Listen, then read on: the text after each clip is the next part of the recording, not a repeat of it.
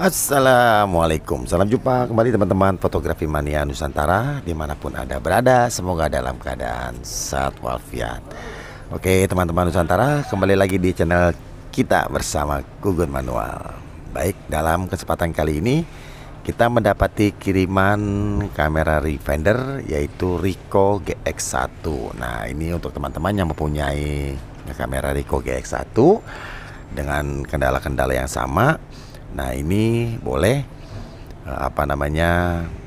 kita berbagi pengetahuan. Jadi ini kerusakannya untuk Ricoh GX1 ini, yaitu kita akan cleaning optik-optiknya dan viewfindernya, dan juga ini untuk mesinnya nanti kita akan berikan sedikit pelumas untuk si shutternya, karena ini kadang-kadang macet nih teman-teman nih. Jadi ini nanti kita akan coba untuk memperbaiki juga mesin shutter, cleaning optik, dan juga untuk cleaning lensanya.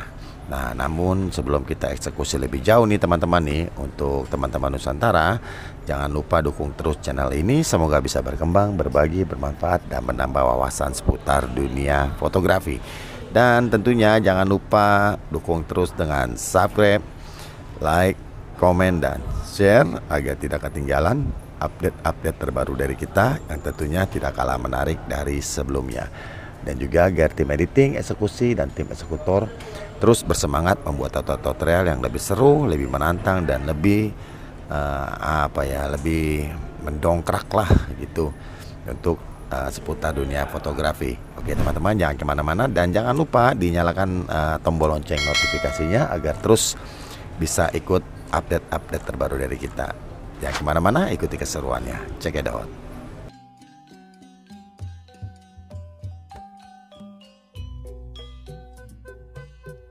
Oke sahabat Nusantara, nah jadi untuk teman-teman Nusantara dari Sabang sampai Merauke yang mempunyai refinder Ricoh GX1 ini, nah kalau lensanya teman-teman kotor, nah ini cara tutorialnya seperti ini.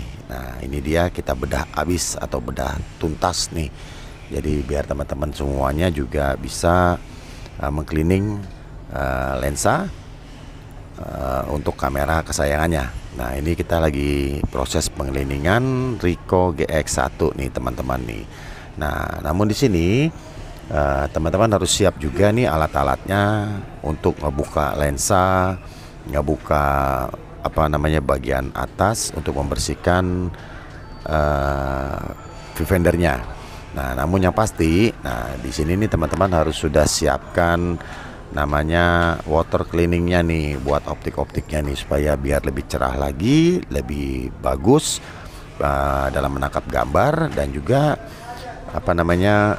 lebih jernih lagi dan lebih terawat untuk optik-optiknya. Nah jadi semuanya itu harus disiapkan terlebih dahulu sebelum kita melakukan pembedahan.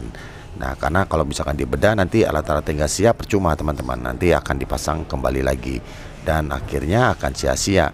Optiknya tidak tercuci atau tidak di-cleaning, bahkan yang ada jadi tambah kotor. Kenapa? Karena banyaknya sidik jari yang kita sentuh ke optik-optiknya. Nah seperti itu teman-teman.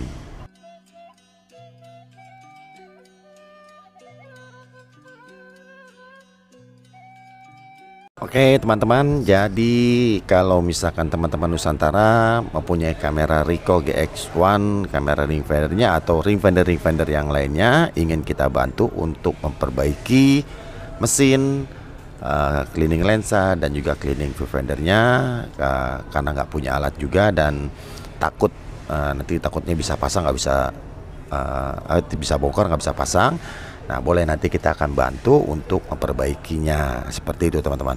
Dan untuk wilayahnya nih, untuk teman-teman yang kebetulan ada di wilayah Jabodetabek, nanti bisa langsung mampir ke lokasi kita seperti itu. Kita kebetulan ada di area Jakarta Pusat. Nanti untuk alamatnya, nanti teman-teman bisa komen masuk ke kolom komentar, nanti kita akan berikan alamatnya seperti itu. Dan untuk teman-teman Nusantara yang kebetulan tidak ada di wilayah Jabodetabek atau di luar Jabodetabek, nanti bisa kirim-kirim kameranya dari semua agen pengiriman nanti akan sampai langsung ke lokasi kita.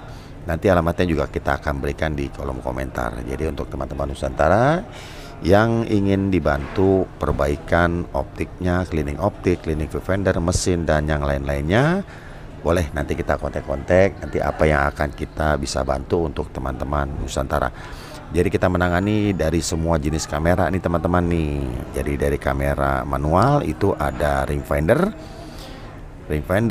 terus ada point shoot, ada SRL dan juga ada TRL. Dari semua macam merek dan kerusakan. Nanti teman-teman bisa masuk ke kolom komentar, nanti kita akan bahas di sana apakah bisa kita bantu untuk perbaikannya. Seperti itu teman-teman. Dan untuk kamera Digicam itu semua tipe kamera Digicam kita akan bantu juga untuk perbaikannya. Dan untuk kamera Digicam itu biasanya terjadi karena usia pemakaian teman-teman. Jadi biasanya itu kerusakannya ada di bagian lensa. Jadi teman-teman kalau mempunyai kamera-kamera Digicam dengan kerusakan umum, itu biasanya kalau kita foto di siang hari gambarnya itu bergaris atau over exposure. Nah itu kerusakannya di bagian lensa. Nah seperti itu teman-teman. Dan untuk kamera DSLR-nya kita menangani Nikon dan Canon saja. Selebihnya kita tidak menangani karena tidak punya spare part. Dan untuk kamera mirrorless kita menangani semua kamera mirrorless berbagai macam tipe, merek dan kerusakan, baik lensa pabrikan maupun lensa 4 ya teman-teman. Jadi untuk mirrorless dan DSLR itu ada lensa 4, jadi bukan lensa pabrikan. Jadi teman-teman kadang-kadang bertanya lensa pabrikan itu apa dan lensa 4 itu apa. Jadi lensa 4 itu adalah pabrikan untuk membuat lensa untuk semua jenis kamera. Nah seperti itu teman-teman. Jadi ada yang namanya Meike, ada 7 Artisan, terus ada Sigma, terus ada Tokina, Tamron dan lain-lainnya itu. Nah itu namanya 4. Nah kalau orinya kan mereknya Olympus, terus ada merek Samsung, terus ada merek Nikon, terus ada merek Canon. Nah itu merek-merek pabrikan. Dan yang bukan pabrikan itu ya adalah yang tadi ada Tokina, Tamron, Vivitar. Nah itu semuanya 4. Nah seperti itu. Nanti kita akan bantu apa yang nanti kita akan bisa bantu untuk teman-teman Nusantara. Seperti itu. Nanti teman-teman bisa masuk ke kolom komentar.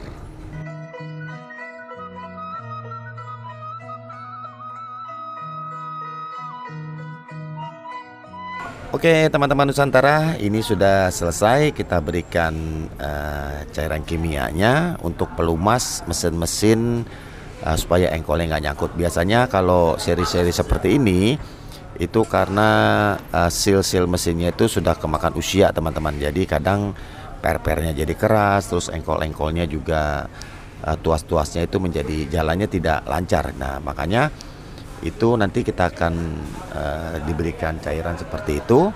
Nah itu dia supaya seal-sealnya itu jadi loncat lagi teman-teman. Nah itu nanti kita akan tes lagi untuk fungsinya. Oke itu sudah selesai. Nah sekarang kita pindah ke bagian atas nih teman-teman nih. Di bagian atas ini nanti kita akan bersihkan viewfindernya.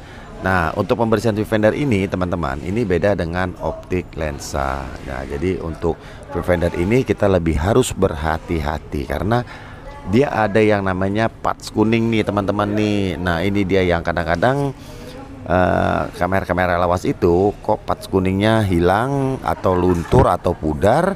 Nah jadi kita sendiri kesusahan untuk memfokus atau membidik apakah ini sudah fokus atau belum. Nah itu kesulitannya di situ teman-teman, karena patch kuningnya ini sudah hilang. Dan biasanya patch kuningnya ini hilang nih sebenarnya bukan hal yang apa sih kalau saya bilang, pengerjaannya itu teman-teman. Nah jadi pengerjaannya tuh biasanya nih teman-teman itu waktu mengcleaningnya itu kasar sekali. Nah jadi kasar sekali. Nah sehingga kapas yang digunakan juga itu kapas yang kurang baik. Kalau menurut saya itu kapasnya kurang baik. Nah jadi ada kapas yang spesial kita pakai nih teman-teman nih, dari zaman jebot sampai zaman sekarang nih. Nah kita pakai kapas kedokteran. Nah jadi jangan salah teman-teman, ada kapas luka, ada kapas mayat, terus ada kapas kosmetik. Nah, kan seperti itu. Nah, itu kapasnya tidak baik kalau menurut saya. Jadi karena fungsinya bukan untuk luka. Nah, jadi kalau misalkan ada kapas luka nih, kapas P3K itu digunakan untuk P3K. Nah, terus ada kapas mayat, itu digunakan untuk mayat. Kapas kosmetik, itu digunakan untuk kosmetik. Nah, seperti itu. Jadi tidak fungsinya beda dengan kamera. Nah, jadi kamera ini kita benar-benar kapas yang paling baik menurut saya adalah kapas kedokteran. Karena saya sudah sekian lama kita menggunakan kapas kapas kedokteran ini, dan hasilnya cukup memuaskan ya teman-teman ya. Jadi optiknya juga baik, nggak baret-baret. Terus juga viewfindernya ini yang kita cuci atau kita cuci sensor itu juga baik. Nah, seperti itu teman-teman. Nah, jadi semuanya itu kita sudah uji coba. Nah, di sekian lama kita uji coba dari kapas A, B, C, D, mana kapas yang terbaik, itu yang akan kita pakai untuk membersihkan kamera-kamera teman-teman semua. Oke teman-teman, nah ini kita sudah sampai ke titik bongkar pelindung daripada kaca viewfindernya nih teman-teman nih. Nah, ini kita sedang membongkar pelindung kaca viewfindernya. Nah, ini dia. Nah, ini bagian yang tengah ini teman-teman nih. Nah, yang kita cleaning nih dia nih, yang ini nih. Nah, ini dia. Ini yang ada patch kuningnya nih teman-teman nih. Kalau misalkan dia pudar, ya susah. Makanya jadi susah kita untuk membidik atau memfokus objek apakah itu sudah fokus atau belum. Nah, jadi ini harus dilakukan itu tidak terlalu keras-keras pembersihannya, karena itu gampang sekali pudar teman-teman. Nah, itu dia. Nah, itu yang menjadi satu kriteria harus lebih hati-hati dalam mengcleaning viewfinder, pengintip viewfinder, maksud saya gitu, pengintip kamera ring finder.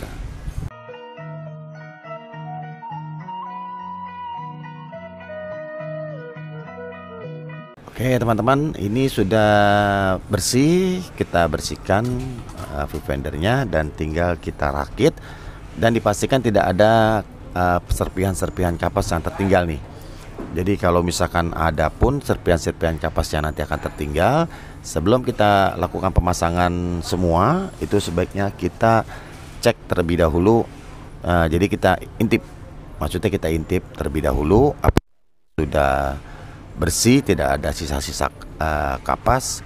Nah, nanti kalau misalkan sudah dirangkap semua, ada serpihan-serpihan kapas, bongkar lagi. Nah, itu dia teman-teman. Jadi sebelum dipasang total, kita pastikan dulu itu sudah aman semua dari serpihan-serpihan dan minimnya debu-debu mikro.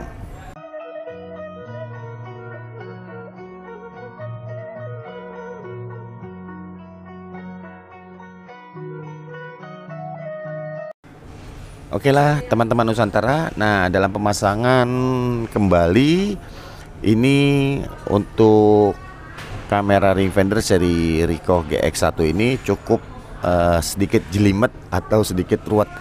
Nah, ini harus dipastikan. Nah, ini ada tuas di bagian dalamnya teman-teman ya. Jadi ini untuk mendeteksi apakah itu ada filmnya atau tidak. Itu ada plat di atas yang warnanya merah. Nah, jadi kalau ditekan itu nanti merahnya akan jalan. Nah, seperti itu. Dan kalau nggak ada film, ya dia kelihatan tidak ada filmnya dan dia akan merah. Seperti itu. Dan pemasangannya ini ada beberapa pair yang sangat riskan.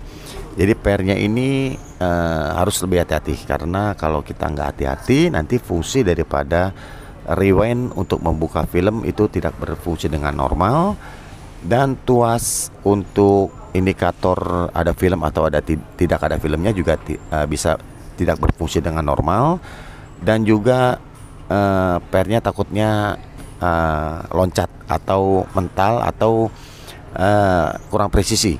Nah, itu karena ini pairnya pegangannya sangat tipis sekali teman-teman. Jadi harus lebih hati-hati ya, karena kalau nggak hati-hati ini nanti jadi repot sendiri kitanya.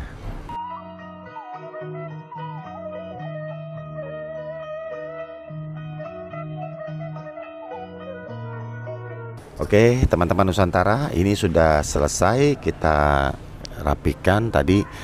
Dia punya buat rewind, terus buat indikator film, dan juga untuk buka tutup pintunya tuh kita sudah pastikan ini sudah berjalan dengan baik.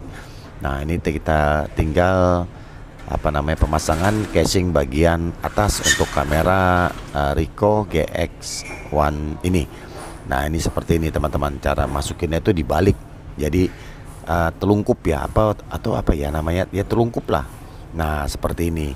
Jadi ini nanti supaya kalau kita pasang seperti itu atau seperti ini, nah ini nanti yang per lagi. Jadi untuk shutternya tuh, tombol shutternya nggak jatuh. Kalau misalkan kita pasangnya terbalik ke atas, itu tombol shutternya nanti jatuh lagi. Nah, seperti itu. Jadi kita pasangnya terbalik. Nah, oke teman-teman, ini kita sudah pastikan untuk mesin shutternya dan engkolnya ini sudah enak kita untuk gunakan. Jadi sudah ringan ya, karena tadi kita sudah kasih pelumas supaya mesinnya itu lebih loncat lagi. Nah, ini udah tinggal kita baut-baut aja nih teman-teman nih.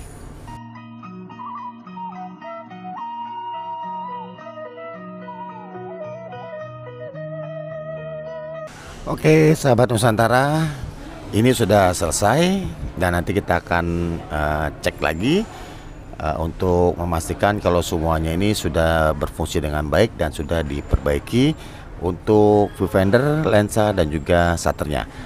Oke teman-teman, terima kasih yang sudah mengikuti tutorial ini dari awal hingga akhir. Semoga tutorial sederhana ini bermanfaat, menambah wawasan dan pengetahuan baru di seputar dunia fotografi.